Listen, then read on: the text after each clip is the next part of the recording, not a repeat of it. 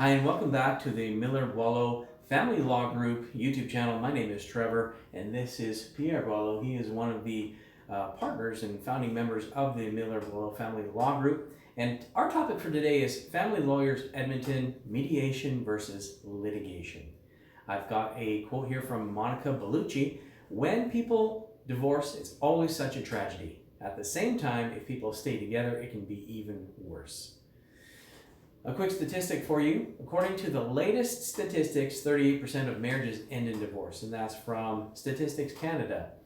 Now, on our topic, Family Lawyers, Edmonton, Mediation versus Litigation, what is the story that you have to kind of get us started off? Well, I think to get us started off, what we see is it's very, very rare that people call us up and say, hey, I'm really excited to spend lots of money and to have an acrimonious divorce and go to court. So today we just want to talk a little bit about the differences between the option of mediation versus a litigated approach. Perfect. First question that we have for you is, what are the steps involved in a divorce mediation? First step I would suggest is for parties to sit down with their own lawyers so that they can get some independent legal advice.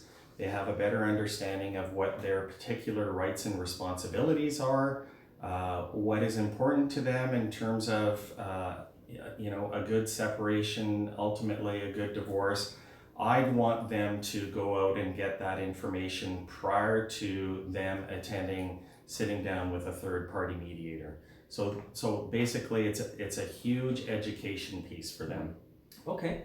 Now, for a mediation, does each party need a lawyer? No. There's a number of people who will choose to mediate without going to sit down with a lawyer, so they don't take that first step that I spoke about in terms of that education piece. They are quite prepared to jump into the mediation process right from the outset. That's fine. When I perform mediations, I find it frustrating sometimes that people haven't done that, because we can have some stops and starts where people are not informed enough about the law, about their particular rights and responsibilities, that they're actually not in a position to make a decision at the mediation table. Okay. How long does a divorce mediation typically take? All depends on the number of issues. If it can be a 1-2 hour meeting, a one-off, if it's a very specific issue. If it's a number of issues, be it parenting issues, child support, spousal support, division of assets and debts, can take much more time. So there is no standard. Again, it's something that you would discuss with the mediator at the outset, so that they have some idea in terms of, okay, this is something that's more involved. This is going to require 2, 3, 4 meetings. And again, it depends on the length of those meetings. The next question I have for you, Pierre, is what is litigation? So litigation is a choice. So it's one of the options in terms of how people deal with their issues. So specifically family law issues of, as I said, custody, access, child support, spousal support. It's a choice that they don't want to really sit down with the other party. Their preference is, if they cannot negotiate a settlement between the two of them, they would rather have a judge make a decision on that particular issue or all the issues. So it's a choice. It is a process choice that that parties can make as they're going through a divorce separation process. Now, in regards to the two different styles here, how does litigation differ from mediation? So litigation, as I said, can involve the matter being put before a judge. So dealing with our particular court system and the rules and processes that go along with that. mediation is the process choice whereby parties are prepared to sit down with a third party, an unbiased third party who doesn't have any self-interest in the result, and that mediator assists the parties to move through and to try and discuss and negotiate a settlement on all of those respective issues. So it is this particular choice where parties do not want to use the court process. Now, how many people are involved in litigation? Oh, well, again, depending on the issues, there can be lots of people. Obviously, the two parties, we'll say at least a lawyer for each of the parties. You could have other experts involved, child psychologists, chartered business valuators, appraisers. So again, the issues will dictate to what extent how many other parties are involved in that fight, in that litigation. Okay. Now, how long can a litigious divorce take? It can take a very long time. The courts, our access to courts, our access to hearings, our access to trial dates is very far down the road.